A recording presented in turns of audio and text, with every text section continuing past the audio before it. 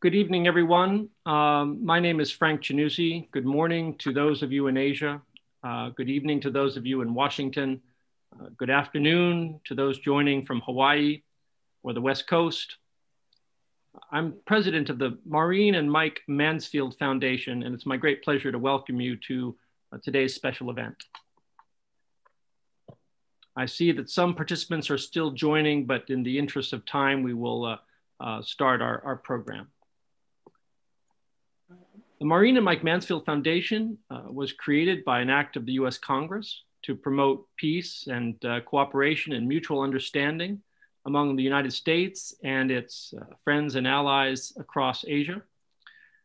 The foundation pursues this mission primarily through dialogues and working groups and exchanges designed to identify common interests, solutions to persistent public policy challenges, and informing both opinion leaders and officials, as well as the general public, about the truth of what's happening in the world. The Maureen and Mike Mansfield Foundation, of course, honors the service of Mike Mansfield as Senate Majority Leader and later as the longest serving US ambassador in history, 11 years as our representative in Tokyo.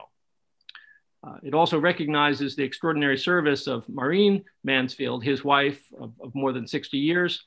Their partnership was one marked by great mutual respect, and Mike Mansfield often credited her with most of his accomplishments in life. We are joined this evening for a dialogue about the state of American democracy, and also to assess the impact of Biden's value-driven, democracy-promoting agenda on American foreign policy and how it's being perceived in Asia. And in order to do this, we've invited three extraordinary diplomats to join us. In the interest of time, I am not going to go through their long and distinguished resumes. I could easily spend an hour doing so. But I want to say something personal about each one of them. Ambassador Chan Heng Chee of Singapore was the Dean of the Diplomatic Corps in Washington when I joined the staff of the Senate Foreign Relations Committee. And yet she was the first foreign diplomat to find me when I joined Senator Biden's staff on the Senate Foreign Relations Committee. And she came to my office to teach me about the Senate. She was the one who was able to introduce me to my House Foreign Affairs counterparts because she already knew who they were. And she was never stuffy about protocol. She was ambassador rank. I was a lowly staffer, but she would sit in my office and counsel me about US-Asian relations. And I will be forever grateful to her for that. And also grateful to have been invited to her residence where her policy salons, to be invited to a dinner at Ambassador Chan's house was a tutorial in Washington, D.C. politics. So we're so grateful to her. I am personally grateful for her mentoring. Ambassador Nongnuth of Thailand was perhaps the most skillful diplomat I know in helping me to stand in the shoes of her countrymen and women. She helped me to see Thailand and the rest of Asia through the Thai lens, even as she also listened to my concerns and aided me as I sought to gain a better understanding of the refugee crisis that we spoke too much about. And I'm so grateful to Ambassador Nongnuth for her patience with me as the Senate Foreign Relations Committee worked with the government of Thailand to deal with the refugee crises from Burma, Cambodia, and Laos that were so often a subject of our discussions. And then, of course, we have Ambassador Kenichiro Sasae. And forgive me, Ken, but I think I liked you best for your choice of a life partner. Nobuko is your greatest asset. And her Nobuko Forum in Washington, D.C., where she created a mentoring opportunity for professional women to pursue their careers and life ambitions is something that was quite remarkable. But of course, you were the incredibly skillful diplomat representing Japan, one of the gardeners who has nurtured the US-Japan relationship. And I will never forget your farewell party in the Reagan building at which there was an outpouring of love and affection for you and for Nobuko from the DC community, a real tribute to the esteem in which you are held in Washington, DC. So we're very fortunate to have three such thoughtful and very distinguished diplomats with us this evening, and I'm grateful to all of you. I want to start the first question and pose it right to you, Ambassador Chan. The events of January 6th hit me in the gut to see the violence in the Capitol building, the halls that I had walked sometimes with you, was emotionally gut-wrenching. I'm just wondering, how did you feel as you watched those news reports unfold? What must you have been thinking? Thank you very much, Frank, and thank you for the invitation to join this discussion organized by the Maureen and Mike Mansfield Center. Like most Asians, I was watching the whole run-up to elections, very regularly, and I kept an eye on television, on the YouTube that were sort of pumped out. And I must say, I looked with disbelief at what was happening on January 6th. It was shocking to see the protesters, storming through the rotunda, even though, I think there was some build-up to it, but at the breach, I think that was what was shocking, because we saw congressmen, senators running away in fear, and guards, the Capitol guards escorting them. And then I think it was chilling for me to see the scaffolding and the chants of hang Pence, that was really shocking. And, I said, this is not the America I know. This is not the America I admire. It is not the shining city on the hill.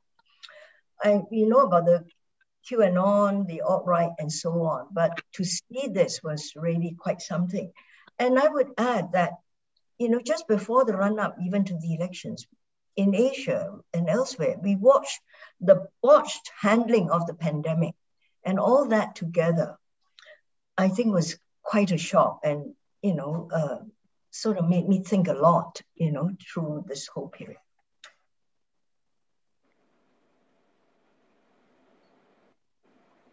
Sorry, I was muted briefly. I thank you for those remarks. And I think that your sense of bewilderment, if I'm capturing it correctly, is something that was shared by many of us as we were trying to make sense of the events. Ambassador Nongnuth, Thailand is no stranger to rough and tumble politics. Your country has often been racked by street protests and outspoken democratic street action, but it's less common in the United States. What were you thinking as you witnessed those events? Yes, Frank, thank you for inviting me to this panel. It's very honored and very good to see you again. To answer your question, this is beyond belief for me, particularly when it happens in America. I even thinking that, are you going to follow our path? As you mentioned, in Thailand, it happens, recently that when people define the outcome of the election. But this is America, and I could never imagine this level of divide in American democracy, especially it caused at home by American citizens. So it started to put me some questions about, why this has happened, because for many decades, the people admire the integrity of American elections, the peaceful transfer of power. And in most cases, the defiance of elections results by these unruly crowd normally happens to the young democracies, yes. But not Washington. When this happened to the United States, a nation that's regarded as a top model of democracy, the imperfections of democracy as a universal value might become more noticeable. So I'll stop for this moment, and I'll wait for the follow-up questions. Thank you. Thank you. Yes, we're going to get this evening to the question of sort of the damage to the American brand, but not just the American brand, but to the process of the democratic systems in general, and the integrity of the liberal democratic order, and how this fissure in American democratic process has forced a re-examination of the resiliency and the effectiveness and the integrity of democratic systems worldwide. Now, Ambassador Sasae, Japan has had many peaceful transfers of power since your post-war constitution. Many of those transfers of power were within one party, but some of them have been between parties, and never has there been this level of violence associated with an election, to my knowledge, in contemporary Japan. But what were you thinking as you witnessed these events in a Washington that you had only left a year or two earlier, right? Yeah. Well, first of all, thank you very much, Frank, for putting me on this very important program about American democracy. When this insurrections happened, I was watching TV, and it was shocking. And even a country like the United States could see this. And I thought of many American people who were crying about the democracy. When Trump administration came in, and also there was a debate among the diplomats in town. Was this kind of short-term aberration, or is this a fundamental shift of American politics, divided politics into more confusion and so forth? And many ambassadors in town were not predicted, actually. And one ambassador on the day of election, 1916, said that this would never happen in public place on the same day. You know who I'm talking about. So he was confident this would not happen, because I think Trump presidency character was too much un-American. We felt that way, both in intellectual and our own knowledge. So it was kind of shocking. But so when this insurrection happened, it was kind of predicted one way or another. And during the course of the campaign, we were watching what the President Trump was saying. He would never admit the result and so forth. So we were there are lots of debate that this could happen. But when actually this happened, well, this has happened. Country like the United States, go and see this. So I thought that in every country, as you said, this could happen. In every government, whether it is democracy or dictatorship or somewhere between whatever, if the government institution doesn't really, meet the demand of the people and not really improve its governance, this could happen. People would go and insurrect. Of course, this was instigated by President Trump, but there was a basis for these people to react to this, message coming from the president. So that's where America stands now. That remains, still the issues remain, we all know that. But so, as a friend of the United States, we carefully watch and with concern and laugh. I appreciate the concern and love. I think for many of you who know America, even as you are representing your nation's interests, you have been cheering for America's success.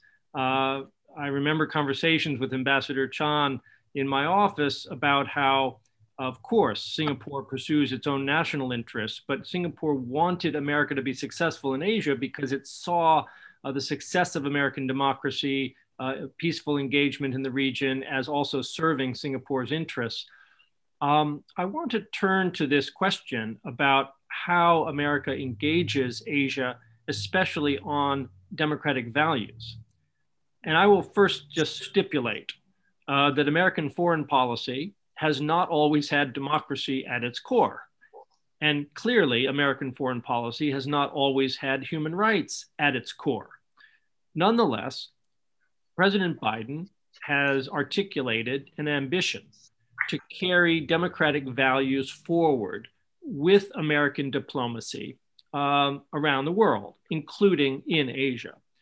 And this is, I think, in stark contrast to the Trump administration's America First agenda, which did pay lip service to democracy, but frankly was very transactional and very America selfish interest driven, and did not seem to object to democratic governance or lack thereof, whether it came to North Korea or Philippines or China. So I'm curious, and I'm going to start with you, Ambassador Nongnuth, if I may. I'm curious about how this new reemphasis of democracy as a pillar of American foreign policy is being received in Thailand. I can imagine that at least some may be nervous about it. Does this mean that America is going to start putting conditions on our oldest treaty alliance in Asia, because of Thailand's own struggles with democracy? Yes, Frank, you seem to know us well. It is worrying and nervous when we firstly heard about this policy announcement. But in fact, democratic values always play a part in U.S. foreign policy agenda, to back for many, many years. But the magnitude and the style could differ in various circumstances, and also with the bilateral settings, which always been different. Its success, I believe, very much depend on how people view the policy impact and how the national interests on both sides converge. We experienced the containment policy during communist ideological expansion that made Thailand a key priority in US strategy. And the US policy towards Thailand that times became a key factor with an inflow of economic assistance, trade and investment, agricultural development, scholarships, technology transfer, even the capacity building for various democratic entities. Those are the soft powers that you apply. So that has successfully fostered the close political and economic ties, as well as promoted people-to-people relations between Thailand and the United States. So when President Joe Biden announced firmly that America is back and ready to re-engage the world and work with friends and allies, Southeast Asia is listening carefully. That was my sense. If you ask me my initial response, that would be my questions. Can we expect high visibility of US leaders with active participation in the regional forums? Can we expect the President Biden's value-driven diplomacy, as you term it, to generate a balanced interest and bring about a harmonious relationship? I would expect American engagement and diplomatic outreach to bring comfort to friends and allies while working together in fostering constructive bilateral and multilateral relations. Ambassador, that was so eloquent, and you struck on a couple of very important themes. You emphasized that it wasn't just American values during the Cold War and during a period of containment of the Soviet Union, but it was American resources and investment and engagement that helped to win the confidence and cooperation of our partners in that ideological struggle against Soviet communism. The technology, the investment, the security, the educational exchanges. And so it does pose a question in my mind about America in 2021.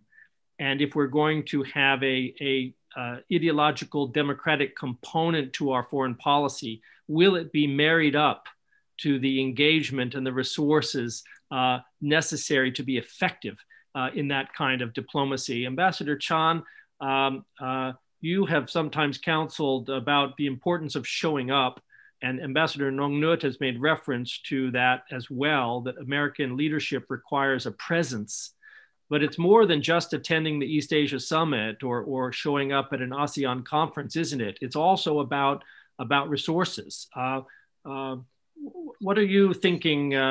What is your assessment of the early days here of Biden's foreign policy? How's he doing in both articulating these values, but then also perhaps laying the groundwork for a meaningful engagement with our Asian partners?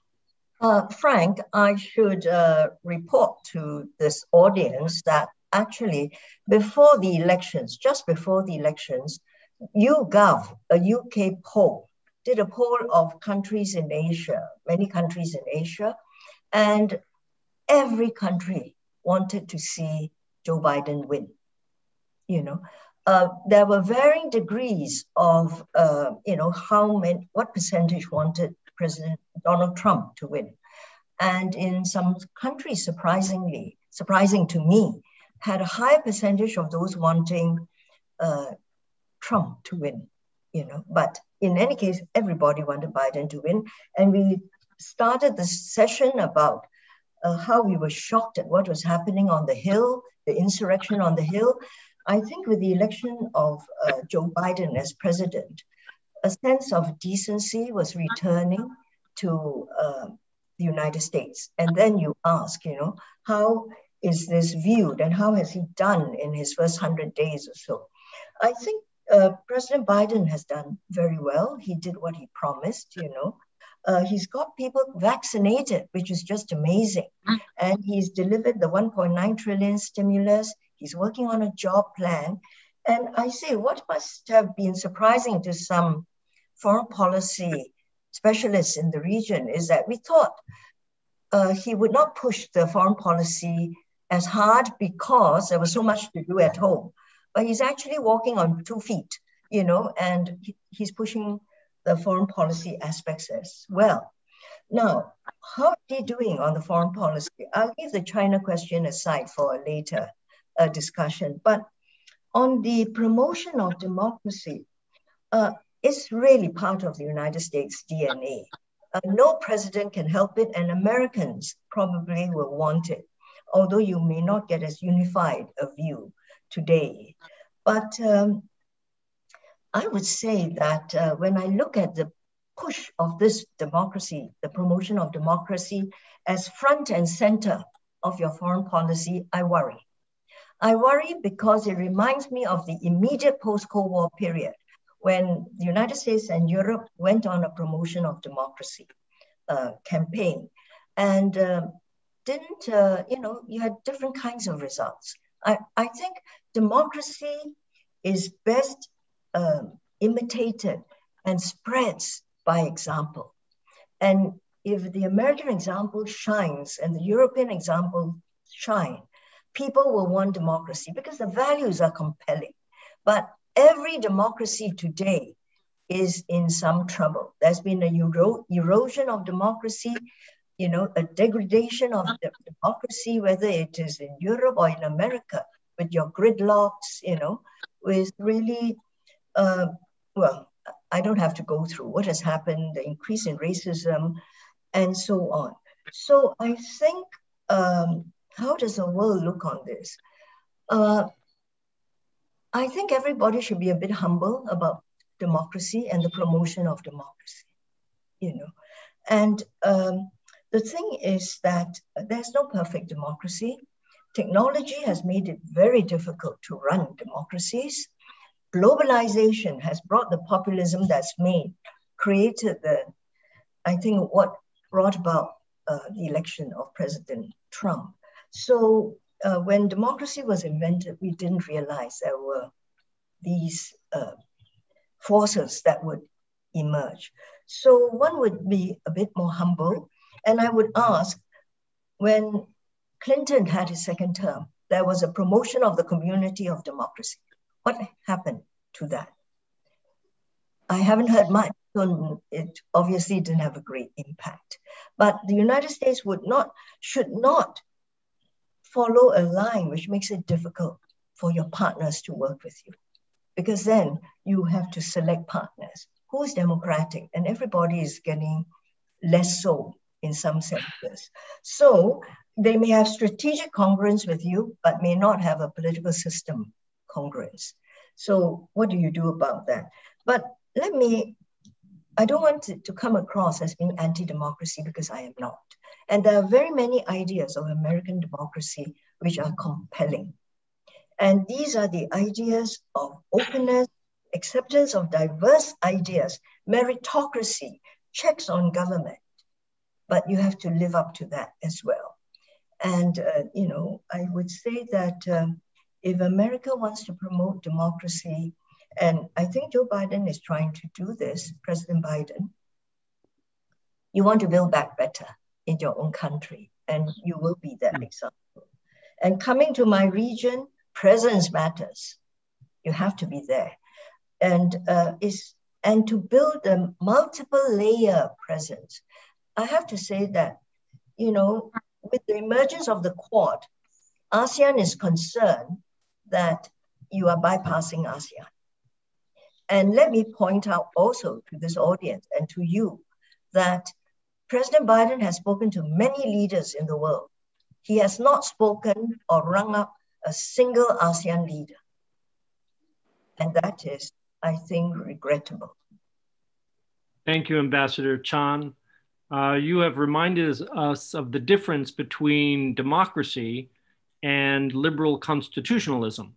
That there are many aspects that we equate with democracy: checks and balances, rule of law, openness, diverse political views, and that these systematic institutional pillars are in many ways as important as the label attached to them, and that there's room for a breadth of different styles of democratic governance. Ambassador Sasae, I think Japan was unique because of Prime Minister Abe in forging an early bond with President Trump that helped Japan to safeguard its interests despite Trump's somewhat mercurial style. And yet I also sense that there was a bit of a sigh of relief in Tokyo at the return to a more normal, predictable, less wild card American leader. But could you offer a couple of thoughts about how the democratic values of Biden are being viewed in Tokyo? I would think that of all of America's partners in Asia, that emphasis of democracy might be most welcome in Japan. Yeah. Well, Frank, I kind of agree with Ambassador Chan that America's democracy is a show of example. That's exactly what Joe Biden was talking about. American force, power is the example of the democracy. So it's kind of nice to see this coming back as a symbol of American domestic policy and even foreign policy. But the question is that there is always a duality, I would say, of American foreign policy. These combinations of moral sort of principles and rule of law, human rights, and all the standing America has been hovering over the years. But at the same time, we recognize that has to be compromised one way or another when you have to think of overriding strategic and interest of the United States. Often the case that doesn't go well with the importance of democratic institutions, especially when you try to fight or compete with the larger competitors like Russia and China these days. So I think there is always this sensitivity.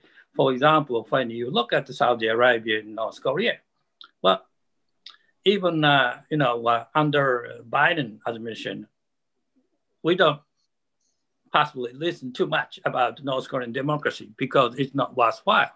There is a strategic importance of North Korean nuclear and missile issues, for example.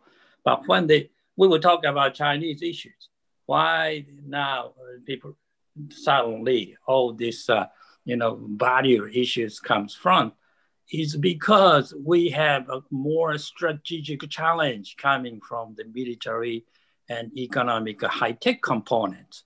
So when the China was small and communist country, we don't have to talk about all this stuff, to be honest. But to the extent that the Chinese push on this strategic front, geopolitical front, gained momentum for us to look back once again the meaning of the democracy and value. That's why I think Quads, countries like US, Japan, and Australia, and even India, which are hovering democracy, but at the same time have the power to resist against the Chinese influence over the region.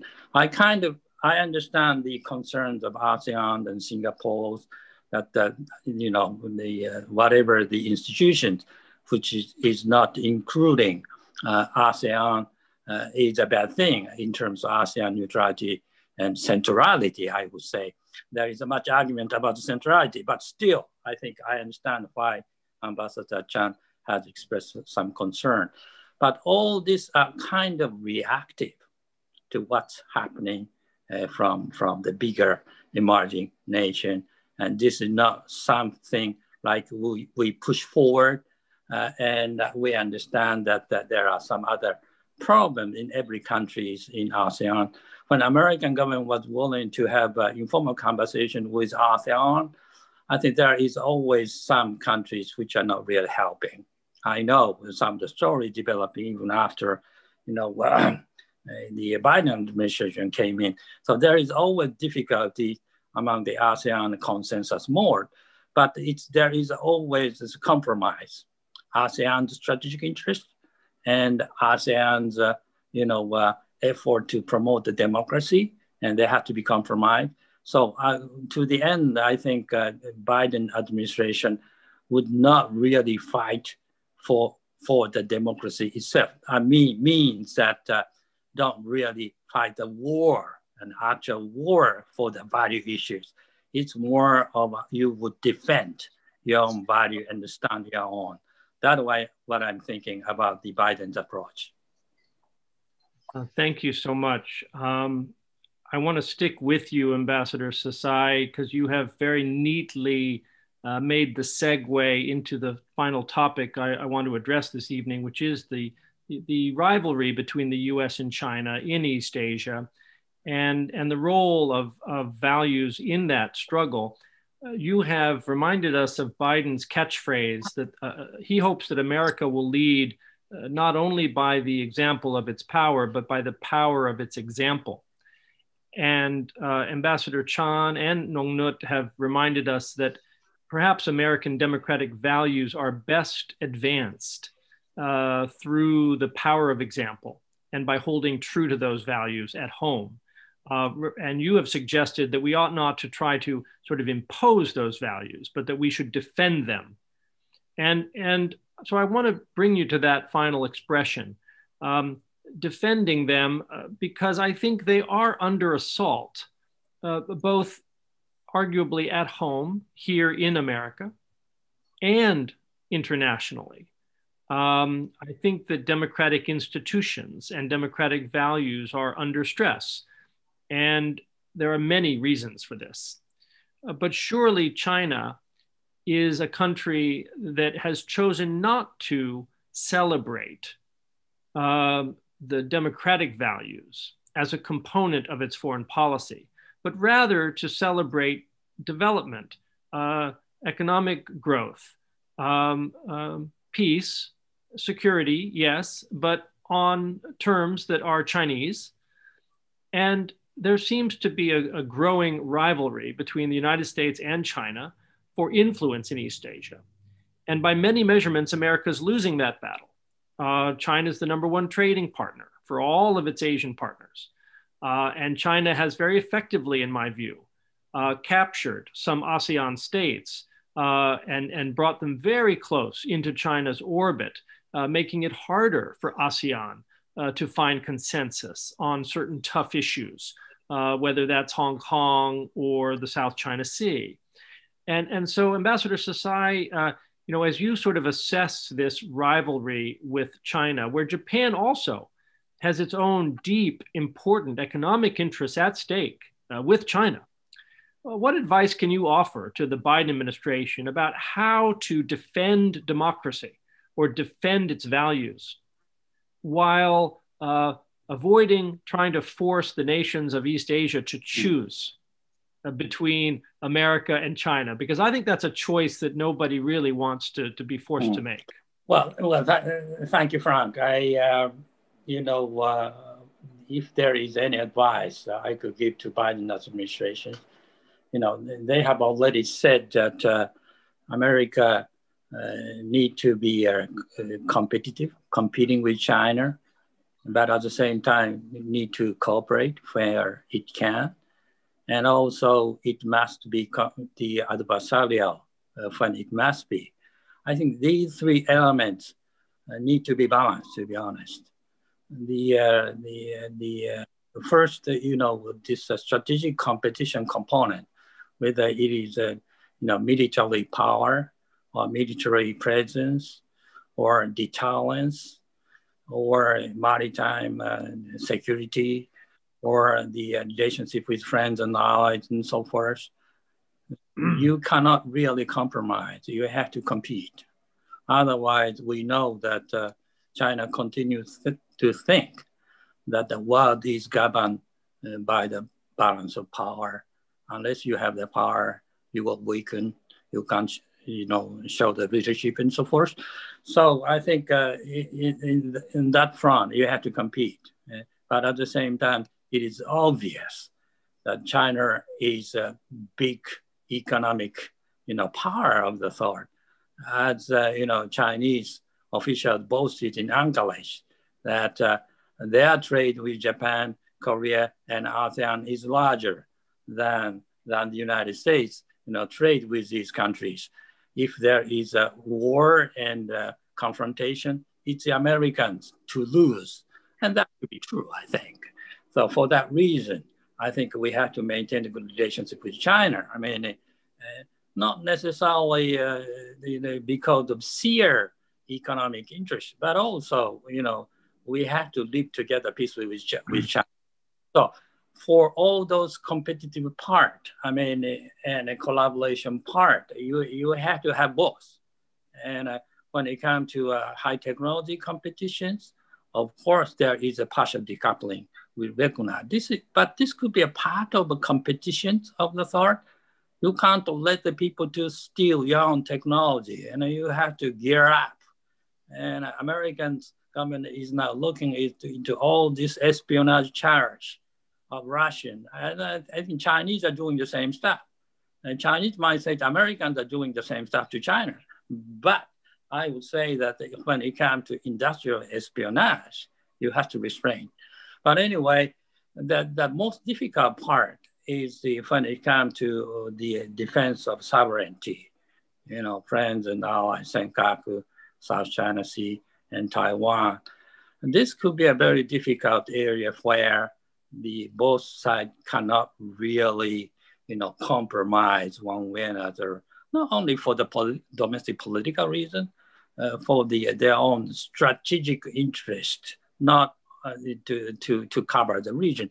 So in these areas, I think there has to be some effort, not only from the US and China, but also from the other countries, including ASEAN and Japan and some other countries in the region, that they don't want to be entangled with the war or serious confrontation, don't want to take sides. But when it comes to Japan, United States is an ally. So then when there has to be critical decision have to make to defend our own strategic interest, we'll be with the United States. We can't go somewhere between a neutral way. Thank you. That's what I want to say.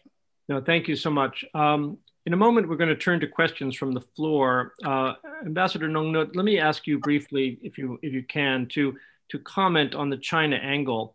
It strikes me that this meeting that we're having, our dialogue, occurs on the evening before President Biden meets with Prime Minister Suga in Washington. They've just announced a summit meeting will occur with President Moon Jae-in of South Korea in the second half of May. And ASEAN's centrality so far is lacking in the outward protestations of the Biden administration. Is that going to hurt us with our ASEAN friends when it comes to this competition with China? And Thailand's our oldest treaty ally in Asia. What do you think about how the U.S.-Thailand partnership will fare vis-a-vis China? Yes, in fact, as I join Ambassador Sasae's comment that we should not be, have to choose between the two giants.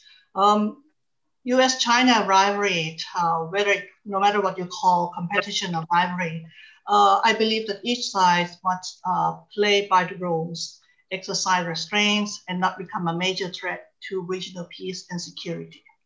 And ASEAN been experiencing the great power rivalry from the Cold War and all along, and we have lessons to learn. When it comes to ASEAN, I think what I believe is ASEAN is ready to work with the United States and China, and with ASEAN centrality to make sure that this region, is have peace, stability, and prosperity. Just to be fair, when we look at American declining roles in the region, in the past, when we talk about American decline, China rise. In fact, the declining roles of America made room for China rise, as you may know, starting from Asian financial crisis and the recovering years later, Southeast Asia was in a dire need for capital and financing to drive growth. And globalization brings both economic dynamism and challenges that compelled many countries to open up their economies, liberalize investment, and intensify infrastructure and logistic development. Regional and cross-border trade has been intensified. Regional economic integration has become a key priority. But where's the United States that time? Market proximity, high visibility of Chinese political elites and business leaders in the region. We intensify trade and investment through FTA agreements with many countries, with dialogue partners, but not with the United States. So all these have enabled China to become a major economic partners in the region. So this is the economic reality. Whether they incline to, for many countries, whether they incline to be democratic or socialist communist ideology, they should not have to choose side in the US-China rivalry. They would rather work with both countries to reinforce the open and rule-based regional architecture. This is very important for the regional peace and prosperity. Thank you so much. We're getting questions from the floor, including from a Mansfield Fellow. The Mansfield Fellowship is celebrating its 25th year, and we hope to deploy the 25th class of Mansfield Fellows to Japan this summer. Rico Doss asks about the outcome of the Biden-Suga summit on security. And I want to address this question to Ambassador Sasae and then also to Ambassador Chan. And I want to weave together another question we have from the floor. It seems likely the Biden-Suga summit will focus quite a bit on security issues, including sovereignty and security vis-a-vis China. And there are voices in the United States pushing for a more muscular approach, a tighter US-Japan alliance and a construction of a quad security arrangement to enhance security and push back against China. And I think the question goes to how that is likely to be viewed across Asia. If in fact the US and Japan, if Biden and Suga take a more forward-leaning approach on security issues, Taiwan, East China Sea, and so on, how will that be viewed? So first, Ambassador Sasae, briefly, if I may, do you think that that will be one of the outcomes of this summit? And then Ambassador Chan, will this be reassuring, troubling? How is it likely a more aggressive posture from the U.S. Japan? How's that going to be viewed in other parts of Asia? Ambassador Sasae, first to you. Yeah, Frank, what you just described on the possible sort of result of this meeting could be too straight, I would say. It could be more nuanced, I would say. Funny, it comes to the defense of Japan or working together, I think it's quite clear. And I think it is true that Japan would step up its own defense effort, and American deeper commitment to defend Japan and collective effort to increase the deterrence around Japan and in the region, that is true. And I think because of, changing the strategic, I don't say strategic, militarily, I would say, a balance in the region and tilting toward the Chinese, it is obvious. And that is also part of the concern about Chinese possible ambition toward Taiwan. So there should be sufficient message and deterrence that we don't tolerate all these military aggressions from Taiwan. And that message, I don't know how that's be translated, but that was already done in the previous 2+2 meeting and so forth. Is that really sort of, concern? Yes, that could be concern to China. But that shouldn't be concerned to the other Asian partners, because that is basically to increase the deterrence, not really to engage the provocative, offensive effort to get your airplane flying over China, whatever China is been doing over Taiwan and so forth. But on the South China Sea, there has been negotiation how many years? We did the same thing. We negotiated with China 5, 6, 10 years, and there was agreement on the sea, and that was not implemented. So I think we have to be candid about where we stand on the situation now. Ambassador, I'm embarrassed to say that you have exposed one of my failings, which is after 4 years of Trump, I had forgotten that the United States can be capable of subtlety in diplomacy. And I think that you are right, that the Suga-Biden summit will try both to reinforce a message of deterrence, while at the same time avoiding taking provocative actions or actions that might be viewed as provocative in a way that would be destabilizing to peace and security in the region. So I hope you're right about that, and I expect that the Biden administration is capable of that kind of subtlety, and perhaps the Trump administration was not as adept. Ambassador Chan, would you like to weigh in on this question? Yes, I join the voices of those who have said that, the region does not want to choose, and the region does not want to see lines of containment being formed. I think we try to discourage that. So, but that's why when Ambassador Sasae said, you want a robust policy and a US-Japan alliances, we expect it to be a security alliance and you would strengthen that alliance, but it should not be in your face. And the subtlety is very important. You will notice that, when the Quad was first announced, ASEAN countries to this day have not actually volunteered to join the Quad. And we have our own version of the Indo-Pacific strategy, which is ASEAN outlook on the Indo-Pacific, which is more inclusive, because we do not want the region to be divided. Nobody wants a repeat of the Cold War, and certainly we do not want the hot war. And so I think ASEAN would like to see a space created where countries don't have to choose. That there is deterrence there, fine, but there has to be a third space which allows country to remain in the middle, and this would prevent a hot war.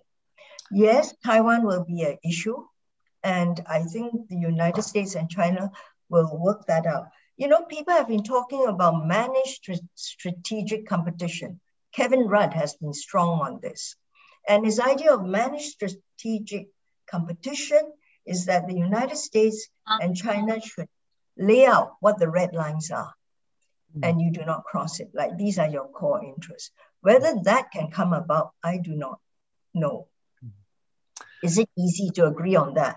But I also echo Ambassador Sasae in saying that, the Biden administration has highlighted confrontation, collaboration, and competition as the three aspects of a policy to deal with China. I think you have to balance the three. You've seen a lot of confrontation, and competition is good. Now, we need to see more areas of collaboration.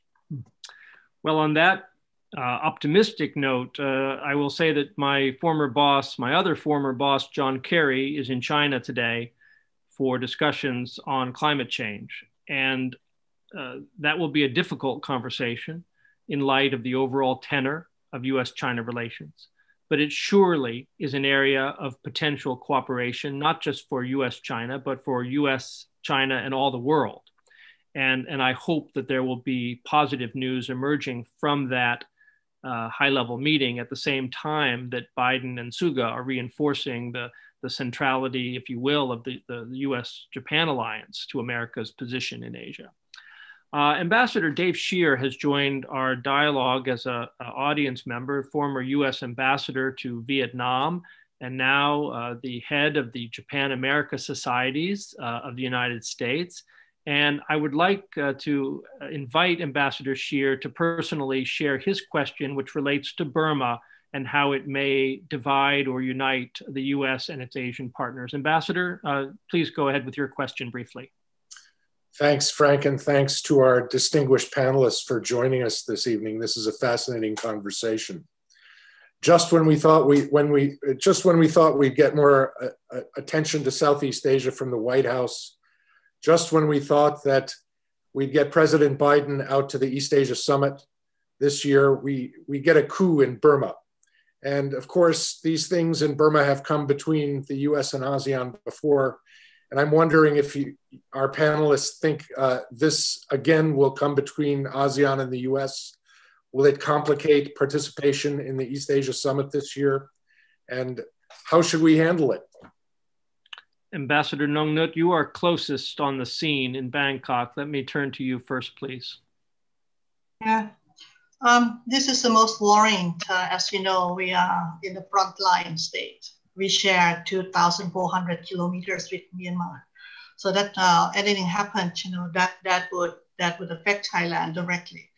From my personal note, I think the killings should be stopped immediately, and this is something which the whole world, need, to engage.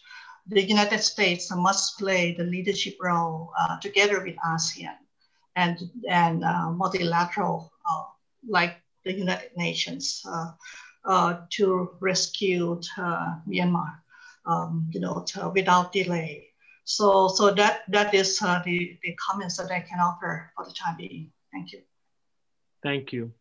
Well, our hour has flown by, and before we close out the discussion, I want to give each of you a chance to offer any concluding thoughts. And in deference to Ambassador Chan and her role as the dean of the diplomatic community from her long tenure in Washington, I'm going to give the closing final word to you, Ambassador Chan, and I'm going to start then with Kenichiro Sasae, and then turn to you, Nongnuth, and finally to Ambassador Chan.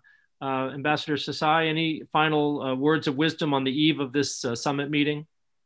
Yeah, I think the Joe Biden could revive the sense of security and peace of the mind of Asia Pacific and wider Indo-Pacific by showing up.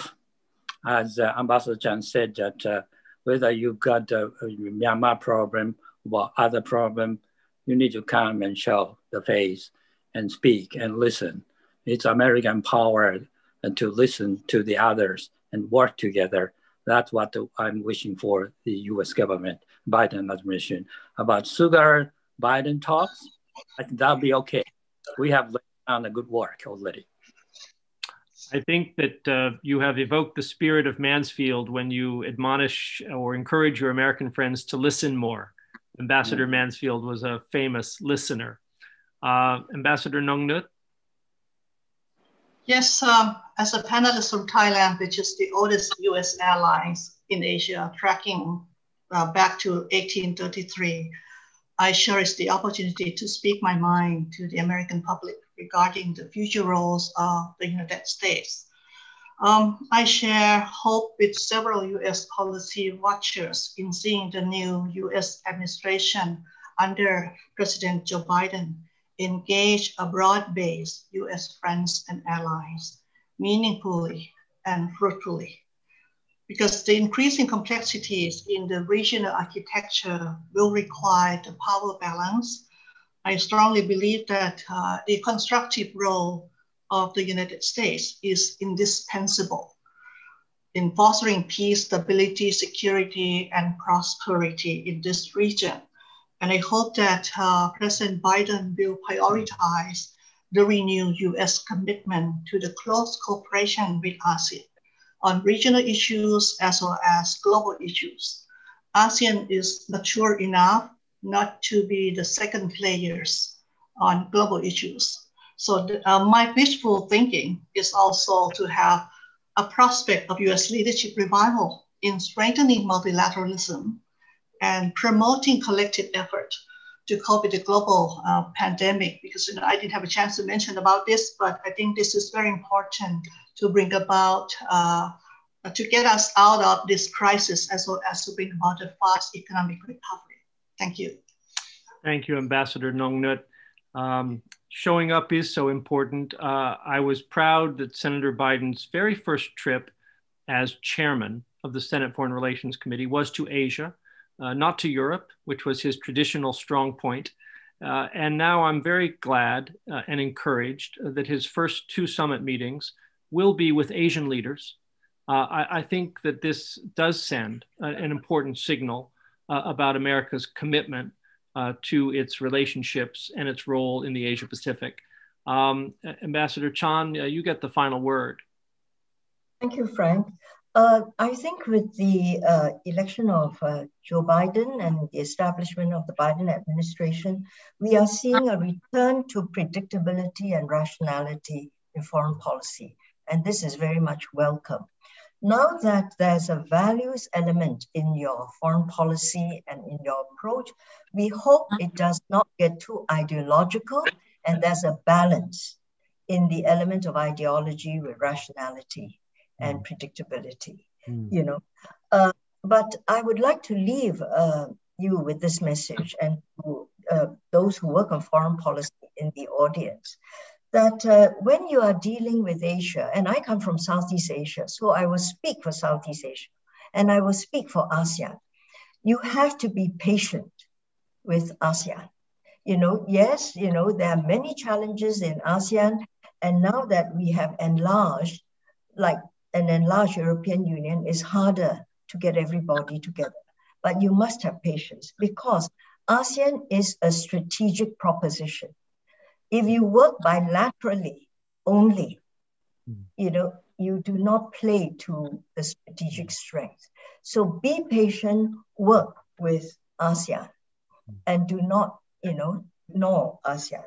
You can do the Quad, but you have to do ASEAN at the same time. On Burma, which is an issue that concerns Thailand, Singapore, I also feel my country, my foreign minister has asked for, you know, that the military government, you know, not shoot, and that they should deal with the protest in a, you know, more understanding manner. Again, in the case of Burma, I think that we would like to see maybe a coalition of people resolving the issue. Burma stands by the United Nations more than anything because of Utont.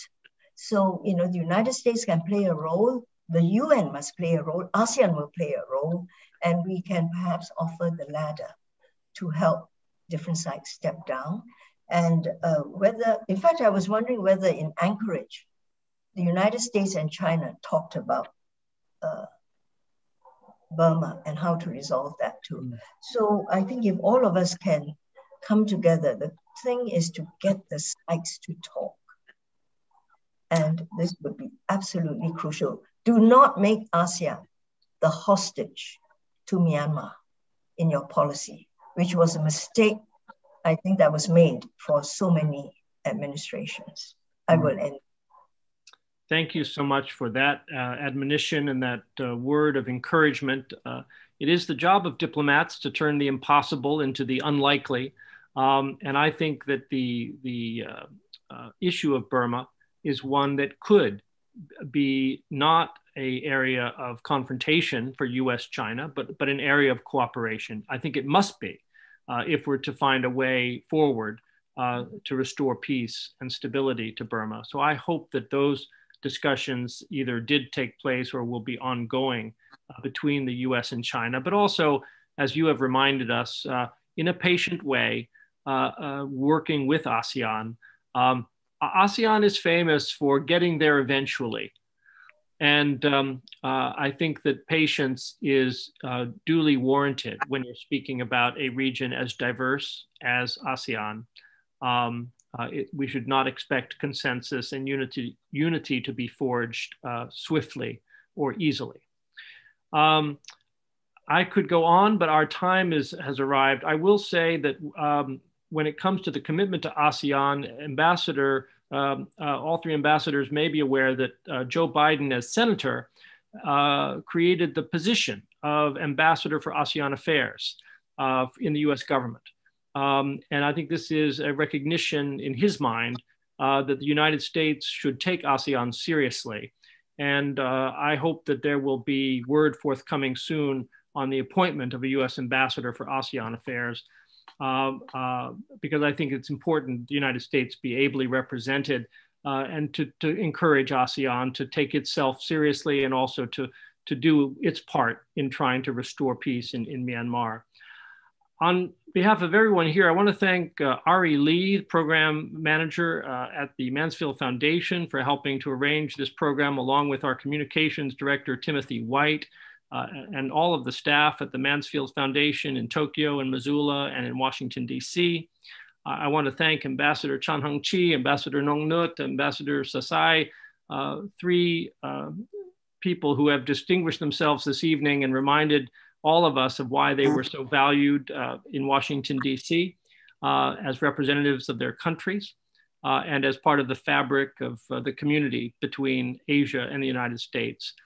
So thank you so much for a most interesting and stimulating conversation. Thank you to all of our participants around the world who have Zoomed in. With the permission of the participants, we will likely post this conversation on YouTube and social media. So you may find it, I think, in the not too distant future. And with that, I think we are adjourned. Enjoy the rest of your day in Asia, where it's just beginning very early in the morning still, or your evening in Washington, D.C., wherever you may be. Thank you so much. Arigatou gozaimasu. Kapkum kap. Good evening.